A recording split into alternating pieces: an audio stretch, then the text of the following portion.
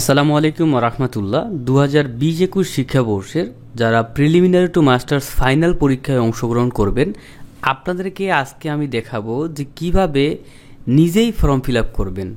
Form fill up করতে যদি কোথাও একটু ভুল করেন তাহলে কিন্তু আপনি অ্যাডমিট কার্ড পাবেন না, আপনার পরীক্ষাটি বাতিল হয়ে যাবে। তো অবশ্যই সম্পূর্ণ ভিডিও জুড়ে থাকবেন, তাহলে আপনি নিজেই নিজের মোবাইল দিয়ে বা কম্পিউটারে বসে ফর্ম পূরণ করে নিতে পারবেন। এবং কম্পিউটার দোকানে ফর্ম পূরণ করার আগে যদি আপনি সম্পূর্ণ প্রসেসটা জানেন, তাহলে কম্পিউটার দোকানদারের ভুল হওয়ার হাত থেকে আপনি কিন্তু বাঁচাইতে পারবেন আপনার ফর্মটি। তো দেখেন, সর্বপ্রথম আমরা একটু জানে নিব যে আমাদের ফর্ম ফিল আপ কত তারিখ থেকে কত তারিখ পর্যন্ত করতে হবে এবং কত তারিখের মধ্যেই কলেজে টাকা পয়সা জমা দিতে হবে, কাগজপাতি জমা দিতে হবে, তাহলে ফর্ম ফিল আপটি হবে। তো 2020-21 শিক্ষাবর্ষের 2021 সালের MA, MSS, MBA এবং MSc preliminary to masters final পরীক্ষার এই ফর্ম ফিল আপটি। তো ফর্ম ফিল আপটি শুরু হয়েছে 30 এপ্রিল 2024 তারিখে এবং ফর্ম ফিল আপটি কিন্তু চলবে 16ই মে 2024 তারিখ পর্যন্ত। ক্লিয়ার? তো 16ই মে 2024 তারিখের আগেই আপনাকে কলেজে টাকা জমা দিতে হবে এবং ফর্ম জমা দিতে হবে। তো ফর্ম ফিল আপ কীভাবে করবেন? ফর্ম ফিল আপ করার জন্য আপনাদেরকে গুগল ক্রোম ব্রাউজারে বা গুগলে আসতে হবে। আসার পর এইখানে সার্চ করতে হবে এই যে দেখেন, আমি ইংরেজি করে নেই, EMSNU এটা লিখে আপনি কিন্তু সার্চ করবেন।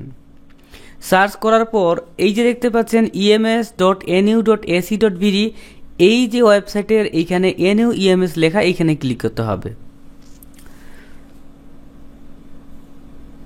তো ক্লিক করার পরে ন্যাশনাল ইউনিভার্সিটির অ্যাডমিশন এক্সামিনেশন ম্যানেজমেন্ট সিস্টেমের ওয়েবসাইটটি খুলে গেছে, দেখতে পাচ্ছেন। তো এইখান থেকে দেখতে পাচ্ছেন স্টুডেন্ট লগ ইন, এই স্টুডেন্ট লগ ইনে ক্লিক করবেন। তারপর নর্মাল বিষয় এইখানে রেজিস্ট্রেশন নাম্বার দিবেন। এখানে অনেকেই ভুল করতেছেন, সেটা হচ্ছে আপনারা যে ডিগ্রি পাস করেছেন সেই রেজিস্ট্রেশন নাম্বারটি এইখানে দিলে হবে না। আপনারা কি করবেন, যারা প্রিলিমিনারি টু মাস্টার্সের রেজিস্ট্রেশন কার্ড এখনও পান নাই, কলেজে যোগাযোগ করে আপনাদের রেজিস্ট্রেশন কার্ডটি সংরক্ষণ করবেন।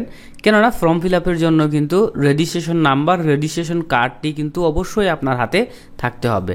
তো এইখানে আমি একটি রেজিস্ট্রেশন নাম্বার দিচ্ছি।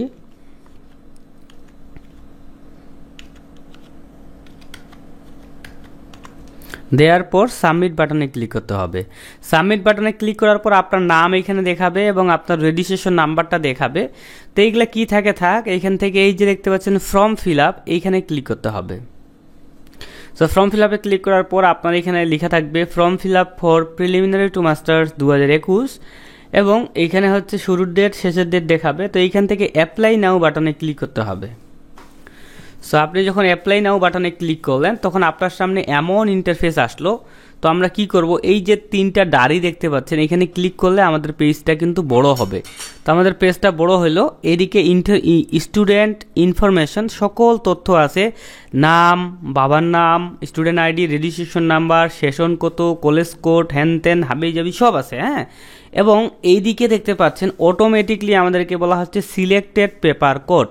তো আপনি কি করবেন, এই যে একটু নিচে আসলেন, নিচে আসার পর দেখতে পাচ্ছেন এইখানে 1 2 3 4 5 6 7 8 9, এখানে 9টা সাবজেক্ট দেখতে পাচ্ছেন।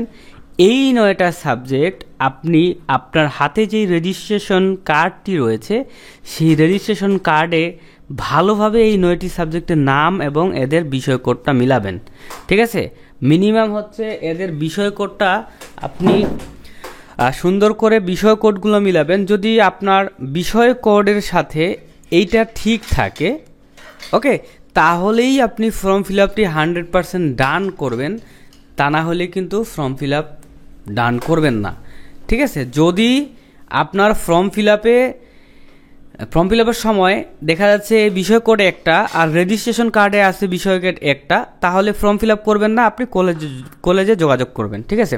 তাহলে মেইন কথা যে আপনার এইখানে যে paper name, paper code, paper type এগুলা দেখাচ্ছে, এই পেপার কোডটা আপনি আপনার রেজিস্ট্রেশন কার্ডে মিলাই নেবেন।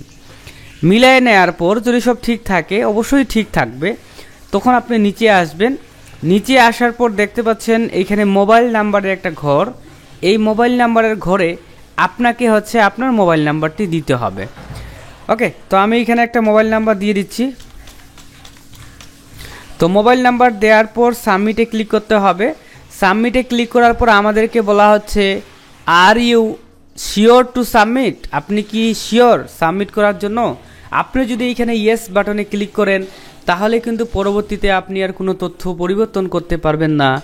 সো অবশ্যই মোবাইল নাম্বারটি সঠিক দেওয়ার চেষ্টা করবেন, আপনাদের ফর্মে কিন্তু মোবাইল নাম্বারটি অবশ্যই উঠবে।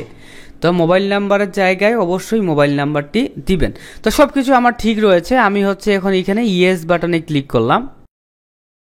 ইয়েসে ক্লিক করার সঙ্গে সঙ্গে দেখতে পাচ্ছেন ঘুরতেছে, ঘোরার পর নিচে আসলো form fill up apply successfully, মানে আমাদের ফর্ম ফিল আপের অ্যাপ্লাইটা কিন্তু 100% সাকসেসফুল হয়ে গেছে। এবং এইদিকে দেখতে পাচ্ছেন এমন একটা পেজ আসছে, পেজটা আসার পর আমরা এখন কি করব, আমরা এই যে দেখতে পাচ্ছেন অ্যাপ্লিকেশন ফর্ম নামের একটা লেখা আছে, এই যে অ্যাপ্লিকেশন ফর্ম, এইখানে একটা তীর চিহ্ন, একটা মেঘের মতো চিহ্ন, এইখানে ক্লিক করতে হবে। ক্লিক করলে আমাদের অ্যাপ্লিকেশনটা কিন্তু ডাউনলোড হয়ে যাবে। দেখতে পাচ্ছেন অ্যাপ্লিকেশনটা ডাউনলোডের একটা অপশন চলে আসলো। এখন এটাকে স্টার্ট করলাম ডাউনলোড এবং ওপেন করলাম। সো ওপেন করার সঙ্গে সঙ্গে আপনারা যদি একটু লক্ষ্য করেন তো সেই ক্ষেত্রে দেখতে পাচ্ছেন আমাদের এইখানে ক্যান্ডিডেট টাইপ রেগুলার লেখা আছে এবং কোন কলেজ থেকে কোন সাবজেক্টে পরীক্ষা দিবে এখানে বিষয় কোড কিন্তু সুন্দর করে কিন্তু দেয়া রয়েছে, দেখতে পাচ্ছেন। এবং আপনাদেরকে আমি বারবার বলতেছি যে মোবাইল নাম্বারটি সঠিক দিবেন। হ্যাঁ, মোবাইল নাম্বারটি কিন্তু অবশ্যই সঠিক দেয়া লাগবে, ঠিক আছে। তো এখন এই যে এইটা যেটা আপনারা এখন চোখ দিয়ে দেখতে পাচ্ছেন, এইটা কিন্তু দুইটা পাতা। হ্যাঁ, এই দুইটা পাতা সুন্দর করে রঙিন প্রিন্ট করে নেবেন। প্রিন্ট করে নিতে 5-10 টাকা খরচ হবে।